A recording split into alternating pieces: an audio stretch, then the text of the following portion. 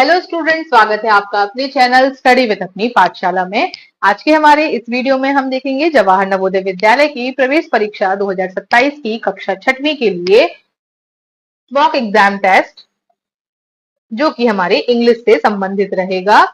तो चलिए इसको देख लेते हैं। इंग्लिश मॉडल पेपर है। क्वेश्चन नंबर पहला यहाँ से देखेंगे, choose the correct spelling.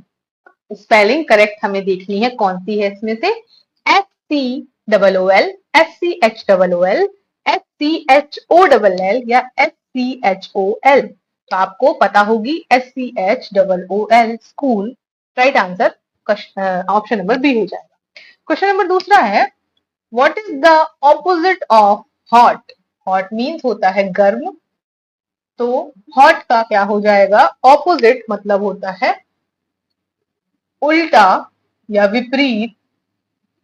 Hindi में हम विपरीत बोलते हैं या विलोम भी बोलते हैं।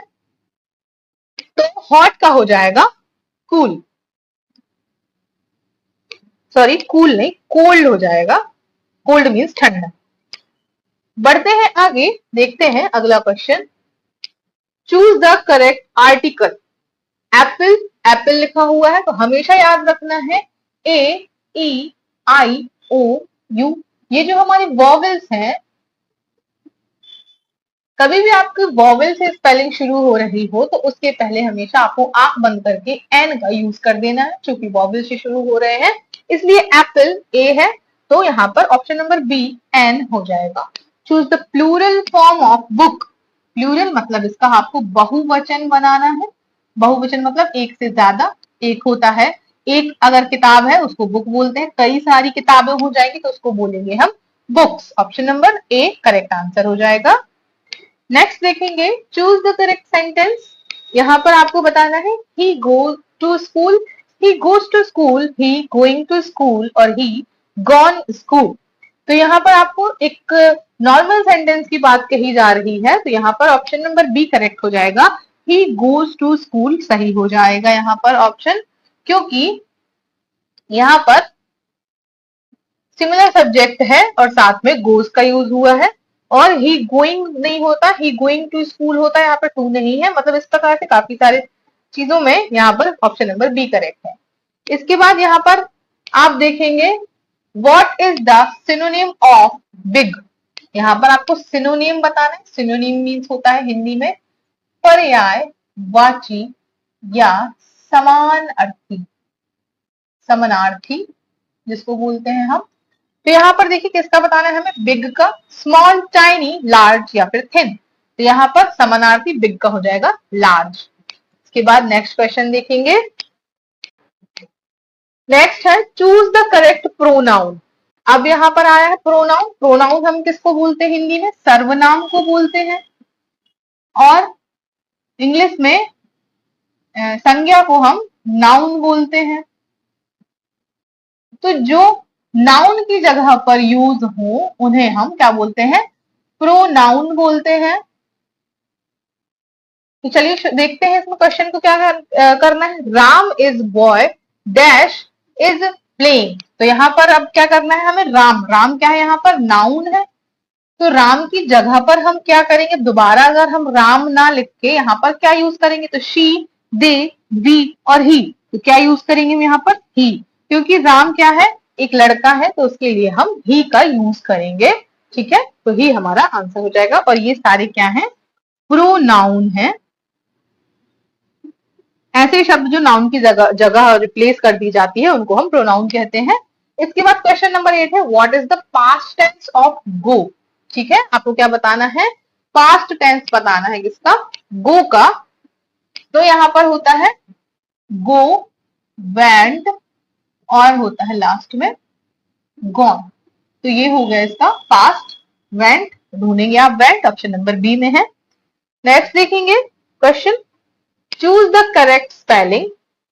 फ्रेंड, फ्रेंड, फ्राइंड और फ्रेंड, फ्रींड। तो यहाँ पर देखिए FREND, FRIEND, FRIND और FRIEAND। तो ऑप्शन नंबर बी करेक्ट हो जाएगा, FRIEND, friend. What is the opposite of happy. यहाँ पर आपको अपोजिट मतलब विलोम बताना है किसका, अपोजिट का एंग्री, सैड, स्माइल, एक्साइट। तो एंग्री मीन्स होता है गुस्सा,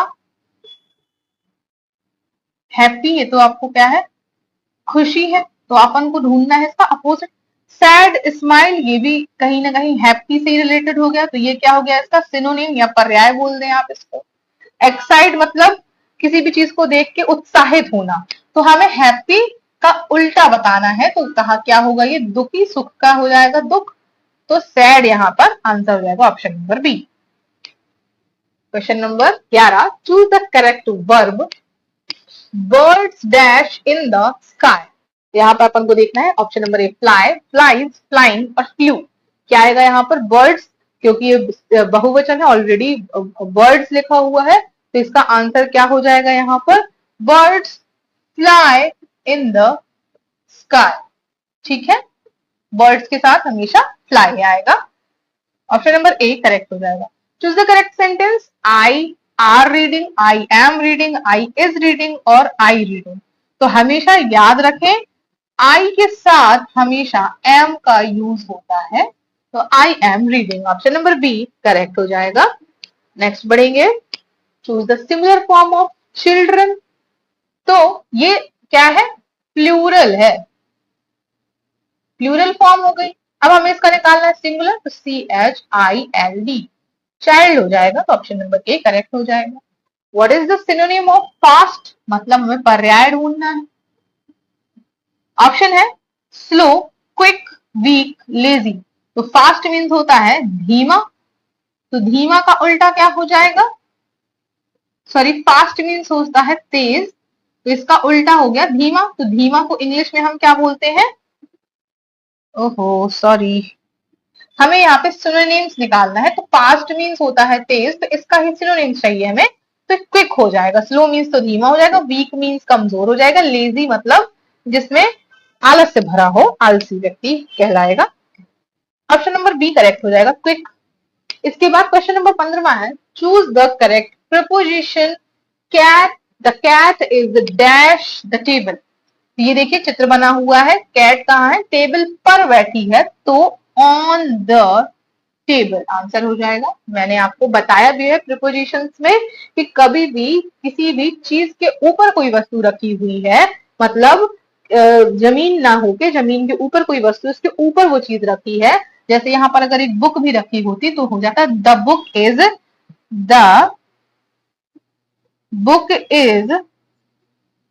ऑन द टेबल, है ना, तो ये ऑन, तो बुक कहाँ है टेबल के ऊपर है, यहाँ पर ऑन करेक्ट आंसर हो जाएगा। इसके बाद क्वेश्चन नंबर 16 है, चूज द करेक्ट स्पेलिंग। यहाँ पर अब आपको स्पेलिंग बतानी है, ब्यूटीफुल की स्पेलिंग कौन सी इसमें से सही है, तो BEAUTIFULL, तो FULL नहीं होती, BEAUTIFUL,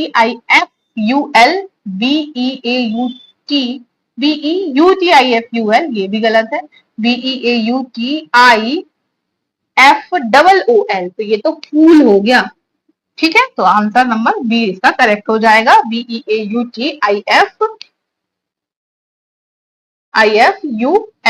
नेक्स्ट देखेंगे question number 17, what is the opposite of old. Old means क्या होता है पुराना, हमें अपोजिट निकालना है, तो पुराने का हो जाता है हिंदी में नया, तो इंग्लिश में क्या बोलेंगे इसको new, option number B correct answer हो जाएगा। Question number 18, choose the correct helping verb. अब आपको क्या चाहिए helping verb, they dash playing cricket. तो आपको जैसे बताया था आई के साथ एम का यूज होता है, तो दे के साथ हमेशा आर का यूज होगा, तो दे आर प्लेइंग क्रिकेट, तो option number C correct answer हो जाएगा। देखेंगे आगे question number 19, choose the correct sentence, she eat mangoes, she eats mangoes, she eating mangoes और शी ईटन मैंगोज। तो बताएंगे आप इसमें से कौन सा सही हो जाएगा, इसमें होगा शी ईट्स मैंगोज। तो आपको पता होगा, आपने प्रेजेंट इंडेफिनिट टेंस पढ़ा होगा, तो ईट्स के साथ यहाँ पर कभी भी जब प्लूरल हो तो इसके साथ हमेशा एस या ईएस लग जाता है, तो ये आंसर सही हो जाएगा।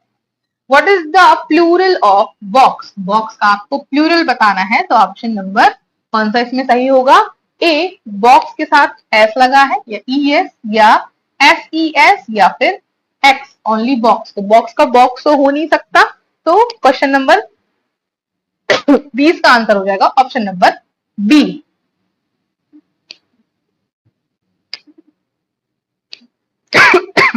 इसके बाद question number 21, choose the correct pronoun. फिर से आ गया प्रोनाउन, मैंने आपको बताया था नाउन की जगह पर यूज होने वाले जितने भी वर्ड्स होते हैं वो प्रोनाउन होते हैं। सीता इज माई फ्रेंड, तो अब सीता को हम क्या बोल सकते हैं, शी इज काइंड, तो शी क्या हो गया, ये भी एक प्रोनाउन वर्ड हो गया। तो ही, दे, शी और वी, तो ही हमेशा किसके साथ होता है, मेल के साथ यूज होता है, दे जब बहुत सारे लोग हों, और शी हमेशा फीमेल के लिए यूज किया जाता है, मतलब गर्ल्स के लिए यूज किया जाता है। और वी में भी जब काफी सारे, मतलब यहाँ पर हम का जब यूज हो तब वी का यूज होगा। तो option number C correct answer हो जाएगा। Question number 22, what is the past tense of eat, तो होता है ईट, एट, एट, स्पेलिंग वही होती है, इनका बस मीनिंग या बोलने का प्रोनाउंसिएशन बस चेंज हो जाता है। तो यहाँ पर हमें पास्ट बताना है क्वेश्चन नंबर 22 का। एट यहाँ पर इसकी spelling E A T E होगी या फिर ए टी ई हो जाती है, तो ऑप्शन नंबर बी करेक्ट हो जाएगा।